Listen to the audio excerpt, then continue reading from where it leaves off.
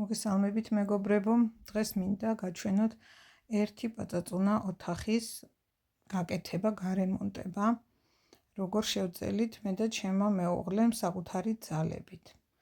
აი ესე გამოიყურება ეს პაწია საძინებელი, რომელიც არის 10 კვადრატი დაახლოებით, ვიწრო და გრძელი.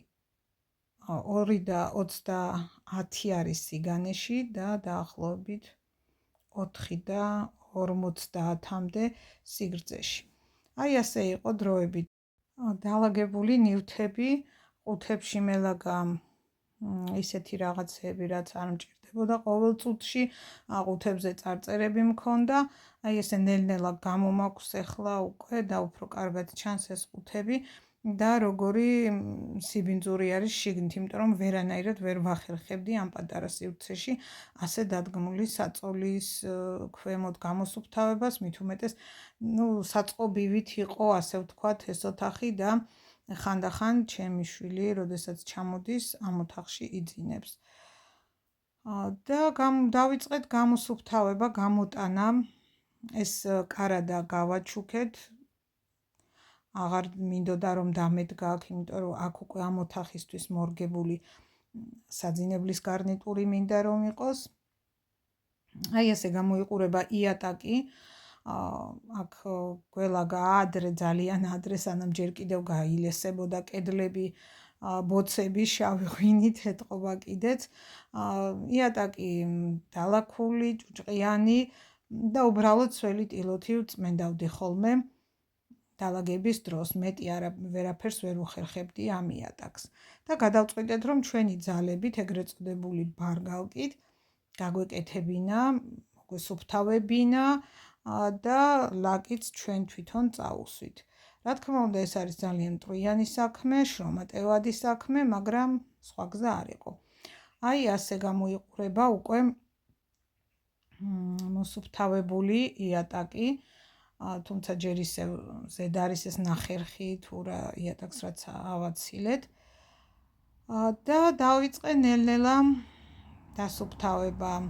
რა თქმა უნდა, ჯერ დავგავე მტვერსასრუტით, ძალიან ბევრჯერ დამჭირდა მტვერის აღება, რომ გასუფთავებულიყო.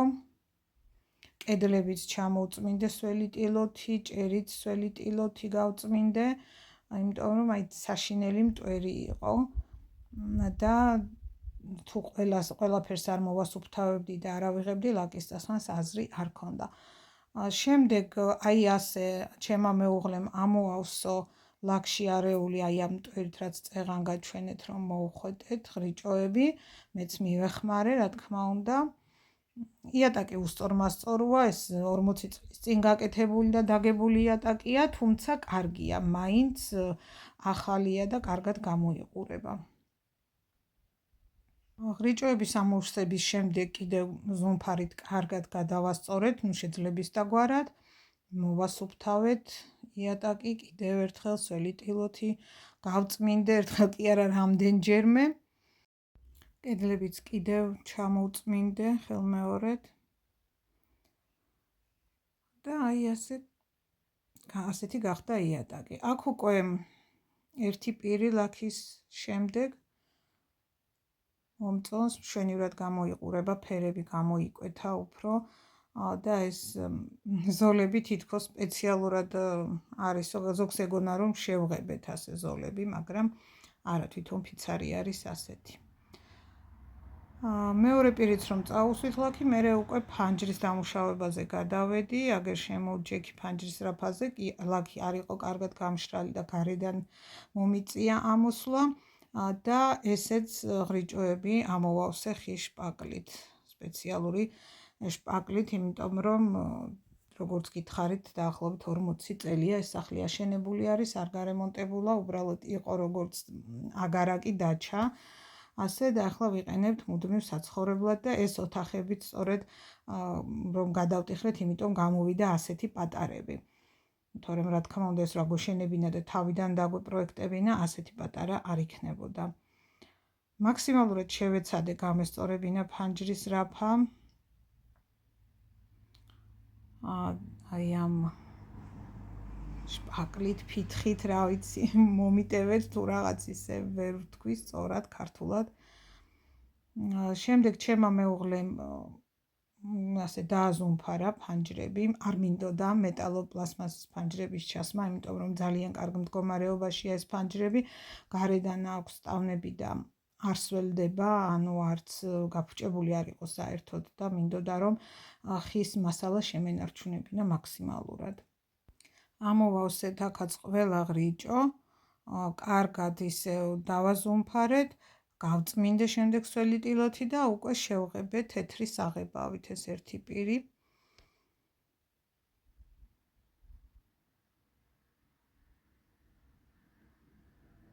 არ არის მარტივი, მაგრამ დაგვეღამდა კიდეც, იმიტომ რომ ყველა მხრიდან უნდა შეღებო და კარგად უნდა დააკვირდე, რომ არაფერი გამოგრჩეს.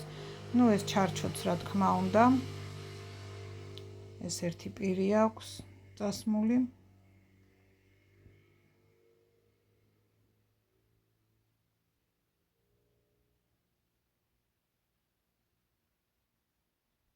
ახლა უკვე მეორე პირს უსვამ.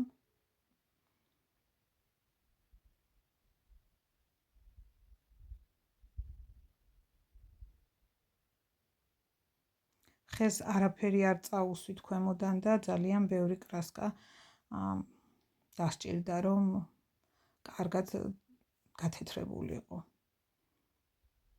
უკვე მოვიდა შპალიერის გაკვრის დროც.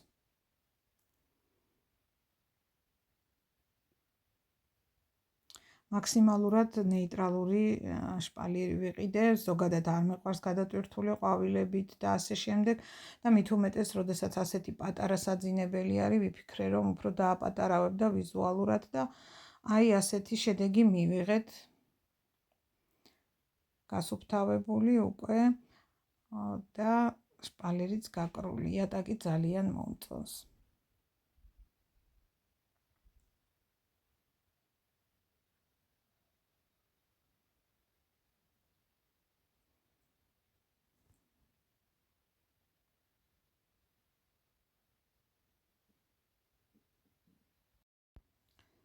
აქ უკვე შემოვიტანეთ საწოლი, რომელიც სიმაღლეში დავაპატარავეთ ცოტა. ძველი საწოლი, ძველი ტუმბოები, ეს ჩემი ნახატი არის.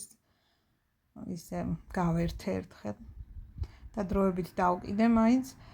ეს გადასაფარებელი 30 წელზე მეტის არის და აი ეს ჩემი მეუღლის გაკეთებული კომოდი პატარა. ну აი ესეთი პატარა რაღაცეებით სიმყუდროვე შევქმენით, ასე ვთქვათ. შემდეგ უკვე ფანჯრებიც გაშრა კარგად და გარედან აი ასეთი გერმეტიკა წაუსვით, რომ სიცივე დაიჭიროს, თუ ხო არ შემოვიდეს სიცივე. იმედი არის, რომ კარგად დაიჭერს სიცივეს, იმიტომ რომ ზოგადად ხის ფანჯრებში საკმაოდ ატანს ხოლმე ქარი. ну ახლა სტავნაც აქვს ამ ფანჯარას და მე მგონი უკვე ისე აღარ ეციება შიგნით ზამთარში. ну ფარდებიც რა თქმა უნდა ძველია, ამ გადასაფარებლის მოკლე იყო, მივაკერე რაღაცეები, რაც მოვაჭერია ამ გადასაფარებელს, იმიტომ რომ განიერი იყო და ძალიან დიდი იყო ამ საწოლისთვის, ფანჯრები ჩამოვკიდეთ. რა თქმა უნდა, ეს არ არის საბოლოო შედეგი, ეს დროებითი არის, აქ სპეციალური ამ ოთახისთვის განკუთვნილი გარნიტური დაიდგმება, საწოლიც თავისთავად, ჭერიც არის გასაკეთებელი, რა თქმა უნდა, ფრანგული ჭერი გვინდა რომ გავაკეთოთ და ამიტომ იყო საჭირო ჯერ გარემონტება ოთახის, როგორც გითხრეს.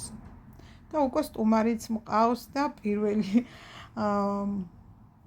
მობინადრე ამ ოთახის ცხოვრობს ამჟამად რამოდენიმე დღით.